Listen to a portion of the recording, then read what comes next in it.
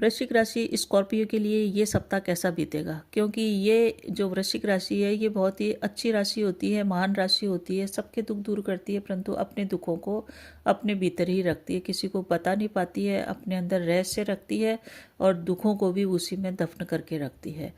कैसा रहेगा ये सप्ताह आपके लिए? 27 जनवरी से लेकर 2 फरवरी तक के दिनों की बात करेंगे। ये राशिफल चंद्रमा के गोचर और नक्षत्रों के आधार पे है।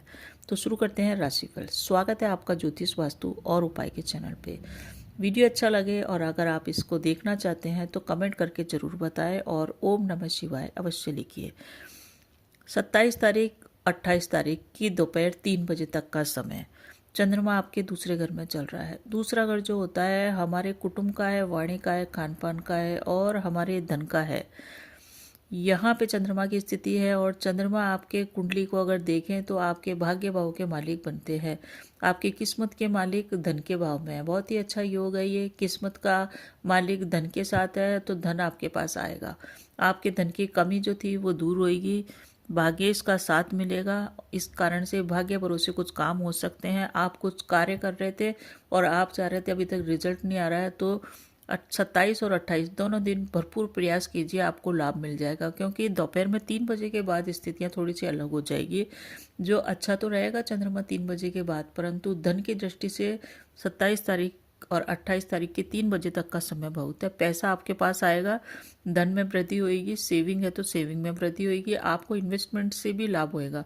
कहीं आपने इन्वेस्टमेंट किया है तो आपको लाभ होएगा। अगर कहीं को किसी को पैसा दे रखा है और वो दे नहीं रहा है तो आप प्रयास कीजिएगा, इस समय आपको पैसा प्राप्त हो सकता है 28 तारीख के 3 बजे तक। कुटुंब परिवार में नजदीकियाँ आएगी।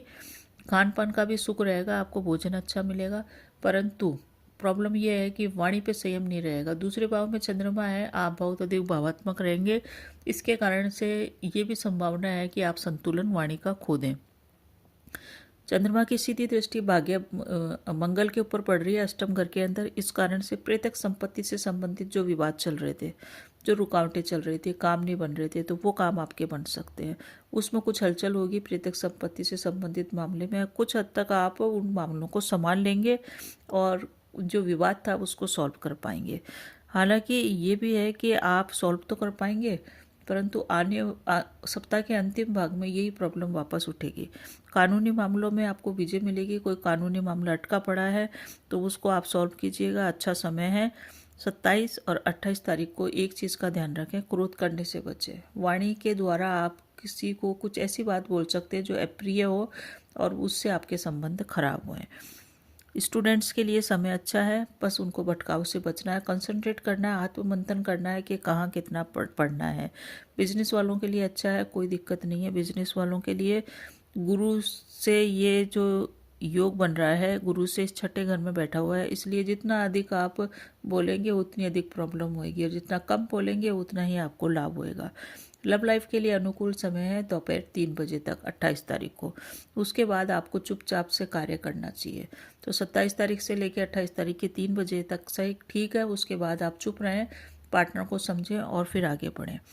वैवाहिक जीवन में जल्दबाजी करने से बचें। कोई भी महत्वपूर्ण निर्णय आपको इस सप्ताह लेना पड़ सकता है। महत्वपूर्ण निर्णय आपके सही जाएं, इसके लिए मैं नक्षत्रों के आधार पे सब इसके वीडियो के आखिर में उपाय बताऊंगी, उनको आप अवश्य कीजिए ताकि आपके निर्णय जो भविष्य की कई सालों को प्रभावित करेंगे तो वो आपके सही जाएं। अब बात इस समय प्रॉब्लम क्या रहेगी, थोड़ी सी आपको गले से संबंधित प्रॉब्लम रह सकती है, सर्दी जुकाम रह सकता है या फिर दांतों की प्रॉब्लम रह सकती है। अब बात करते हैं 28 तारीख की 3 बजे से लेके 29 तारीख का पूरा दिन और 30 तारीख की शाम तक का समय। ये जो समय है, इस समय चंद्रमा आपके तीसरे घर के अंदर आ जाएंगे और सूर्य और बुध के साथ युति करेंगे। तो बुध आदित्य योग इस समय बन रहा है और सीधी दृष्टि इसकी पड़ रही है आपके भाग्य भाव पे। भाग्य भाव पे सीधी दृष्टि पड़ने के कारण और भाग्य का मालिक चंद्रमा भी वहीं बैठा है सूर्य के साथ, तो ये समय आपके लिए बहुत ही बढ़िया है। सप्ताह का सबसे अच्छा समय यही समय है जो कि शुक्र का भी गोचर हो रहा है। बस इसमें भी एक प्रॉब्लम है जो अभी बताऊंगी। इस समय आपकी इच्छाओं की पूर्ति हो सकती है। आप आराम से चीज़ें करें, बढ़िया रहेगा। पराक्रम आपका बड़ा चढ़ा रहेगा। जितने भी पेंडिंग कार्य हैं जो आपसे हो नहीं रहे थे, उन पेंडिंग कार्यों को करने के लिए दिन बढ़िया है। बहुत सारे कार्य होते हैं हम टालते जाते हैं, तो उनको इस समय कीजिए। 30 तारीख की दोपहर शाम तक समय आपके लिए बढ़िया है। प्रॉब्लम इसमें भी दो तीन चीज़ें आ रही है, क्योंकि सूर्य यहाँ बैठा हुआ है, साथ ही साथ चंद्रमा जो भावनाओं का कारक है, यहाँ बैठने के कारण यहाँ से संबंधित रिश्ते, तीसरे घर में तीन तरह के रिश्ते आते हैं। भाई आती है, बहन आता है, और आते हैं हमारे मित्र। इनसे आपके संबंध प्रभावित हो सकते हैं, मतभेद हो सकते हैं, तो इनसे ज़्यादा घुलना मिलना नहीं है, इनसे दूरी बना के रखें। अगर भाई बहन दूर रहते हैं तो बहुत ही बढ़िया है, और उनसे फ़ोन पे बातचीत करें, परंतु इस समय आपको भाई बहनों से और मित्रों से और आपके सर्किल से, पड़ोसियों से प्रॉब्लम हो सकती है, वहाँ मनमुटाव हो सकता है। ऑफिस की बात करें, जो जॉब में है उनके लिए ऑफिस पॉलिटिक्स हो सकती है, आपके खिलाफ षड्यंत्र रचा जा सकता है, जिसमें आपके पढ़ने की संभावना कम हो जाएगी अगर आप अपने भावनाओं पे नियंत्रण बना के चले और चंट चतुराई से कार्य किया तो। इस समय आपको बदलाव का समय है ये। इस समय आपको इच्छाओं की पूर्ति तो हो रही है, परंतु आपको बहुत ही ध्यान से चलना है। ध्यान क्या रखना है, आपको ओवर एक्साइटमेंट में महत्वपूर्ण निर्णय नहीं लेने हैं। कुछ बड़ा निर्णय लेने का ये समय रहेगा, इसलिए नक्षत्रों के आधार पर आखिरी में उपाय बताऊंगी, उनको अवश्य कीजिए। लव लाइफ में चुप रहना है, वो मैंने आपको बोल ही दिया है, 28 तारीख के 3 बजे के बाद।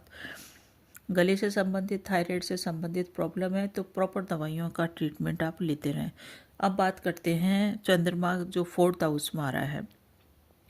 30 तारीख की शाम से लेके 2 तारीख तक के दिनों की चर्चा करें तो ये जो चंद्रमा आ रहा है आपके 4th हाउस में, यहाँ पे शनिदेव विराजमान है।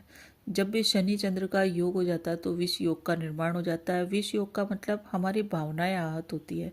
हम भावनाओं इतने ज़्यादा भावुक हो जाते हैं कि छोटी बात जिनको हम नेग्लेक्ट कर सकते थे वो आपको आहत कर सकती है। तो भावात्मक रूप से आपको बेचैनी प्रदान करेगा, आप अंदर से अशांत रहेंगे, मानसिक तनाव आपको रह सकता है। परंतु यहाँ पे 2-3 चीज़ें अच्छी हो रही है, वो ये है कि भाग्येश का 4th में आना, भाग्य भाव का मालिक आपके 4th में आ रहा है तो भाग्य का साथ मिलेगा, पैसा घर में आएगा, घर में समृद्धि बढ़ेगी, घर में भूमि भवन वाहन के काम बनेंगे। बस भावनाओं पे आपको नियंत्रण रखना है। अच्छा समय है फाइनेंशियली और आर्थिक रूप से, यानी कि भौतिक रूप से तो अच्छा उन्नति करने वाला समय है, परंतु संबंधों के हिसाब से थोड़ा सा नकारात्मक समय है। इस समय आपको नए रास्ते दिखेंगे, नई अपॉर्चुनिटी मिलेगी, कैरियर में कुछ अच्छा कर सकते हैं, बड़ा कर सकते हैं।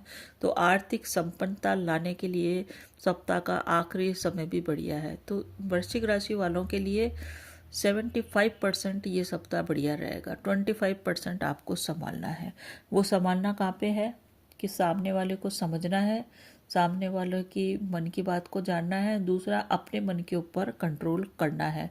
कौन आपके साथ खड़े हैं, कौन आपके खिलाफ खड़े हैं, ये आपका दिमाग और मन दोनों शांत रहेंगे तभी आप सोच पाएंगे। ओवर थिंकिंग से बचें और हड़बड़ी से भी आप बचें। करियर और बिजनेस दोनों में अटके हुए कार्य आपके बनेंगे सप्ताह के अंत में। बिजनेस के अंदर कहीं अटकाव है, कहीं प्रॉब्लम चल रही है तो गाइडेंस ले, गाइडेंस से आपके बहुत बढ़िया इस समय लाभ होता हुआ दिख रहा है। सप्ताह का अंतिम भाग लव लाइफ के हिसाब से स्ट्रेस भरा है, तो लव लाइफ को संभालें। लव लाइफ में ज़्यादा इंटीमेसी न रखें, दूरियां बना के चलें ताकि झगड़े कलह विवाद न हो और आपकी भावनाएं भी आहत नहीं हो। वैवाहिक जीवन के अंदर ईगो रहेगा, ससुराल वालों से मतभेद इस समय उभर के आ सकते हैं, विशेषकर प्रॉपर्टी से रिलेटेड मामले हैं तो वैवाहिक जीवन में प्रॉब्लम आ सकती है। स्टूडेंट्स के लिए सही समय, सेहत में हार्ट से संबंधित प्रॉब्लम हो सकती है। माता के स्वास्थ्य का ध्यान रखें, माता से फ़ोन पे बात करते रहें ताकि आपके लिए सही रहे। अब हम उपायों की चर्चा करते हैं जो नक्षत्रों के आधार पे है। देखिए, इस सप्ताह अगर आप नक्षत्रों के हिसाब से उपाय न कर पाए तो सिर्फ आप एक उपाय कीजिए, विष्णु सहस्त्र नाम का जाप या फिर शिव चालीसा का जाप, ये उपाय कर सकते हैं। अब 27 तारीख की बात करें तो 27 तारीख को आप भगवान शिव के पंचाक्षर मंत्र का जाप करें और 2 दीपक लगाएं, एक भगवान शिव के मंदिर में, एक बेल वृक्ष के नीचे। बेल वृक्ष के नीचे दीपक लगाएं 27 तारीख की शाम को। अब 28 तारीख को हनुमान जी की आराधना करें, हनुमान अष्टक का पाठ करें। 29 तारीख को पितरों की पूजा करें और गाय को अवश्य ही कुछ न कुछ दें। साथ ही साथ अपने बुजुर्गों का भी सम्मान करें। 30 तारीख को दुर्गा सप्तशती का पाठ करें।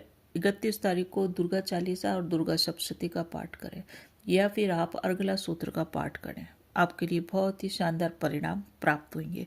1 तारीख को माँ पार्वती और भगवान गणेश की आराधना करें। 2 तारीख को गायत्री मंत्र का जाप करें, साथ ही साथ सरस्वती जी की आराधना करें, आपको बेहतर परिणाम मिलेगा। वीडियो आपको अच्छा लगे तो अवश्य ही कमेंट करके लिखिए। हर हर महादेव। ओम नमः शिवाय। धन्यवाद।